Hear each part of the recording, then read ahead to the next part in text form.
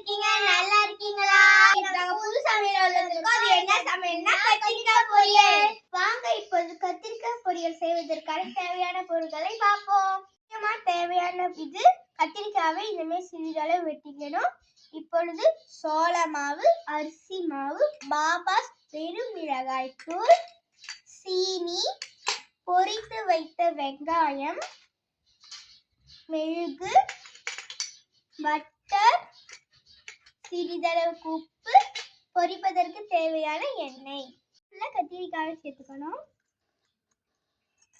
மாவையும் அரிசி மாவையும் சேர்த்துக்கணும். அரிசி மாவு கத்திரிக்காவுல மாவுல சேர்ற மாதிரி கிண்டிக்கணும்.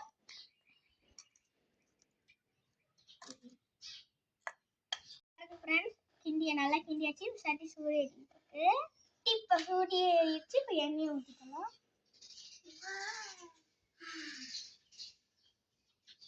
ஃப்ரெண்ட்ஸ் இப்ப கத்திரிக்காய் பொரிச்சு எடுத்துக்கலாம். எண்ணெய் சூடு ஏறிடுச்சு.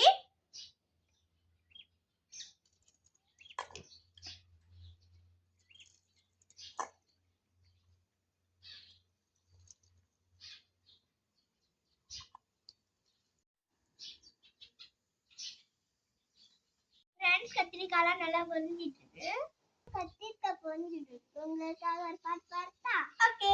हमारे डब्बा आएगी सा, हमारे डब्बा आएगी सा, कंबा कंबा कंबा कंबा ए मनियाची अपो मनियाची किसाले निपाले उन्नैकेनो अवलवना पोला पाटुको पट्टरा वेसिटुको योफी वाइफ कटा पय्या सलादे तेरमो संडा गिंडा पोटिको सारी गिरी गिट्टिको सना मत विट्टि तरादे सवरीका सवरीका अन्ना पत्तिया अन्ना मणियाची ए ए उशाले उशाले उशाले नाम विडाय मुची और साइम नाम विडाय मुची और सामे सेयोंका ओके பாருங்க கத்திரிக்காவை நம்ம நல்லா பொரிச்சு எடுத்துக்கிட்டோம். சட்டி சூடு பட்டர் சேர்த்துப்போம். பொரிச்சு கத்திரிக்காவை இதோட சேர்த்துருவோம். வெங்காயம் சேர்த்துக்கோங்க. சிறிதளவுக்கு மிளகாய் தூள் சேர்த்துக்கணும். மிளகு தூளை சேர்த்துக்கணும். சிறிதளவுக்கு உப்பு சேர்த்துக்கணும்.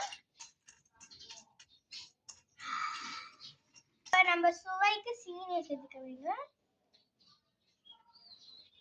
ஃப்ரெண்ட்ஸ் நம்ம எல்லா கலவையும் சேர்த்து வச்சிருந்த கத்திரிக்காய் பொரியல் ஃப்ரெண்ட்ஸ் நல்ல சோள வச்சு இந்த கத்திரிக்காய் பொரியலை சாப்பிட போறோம்.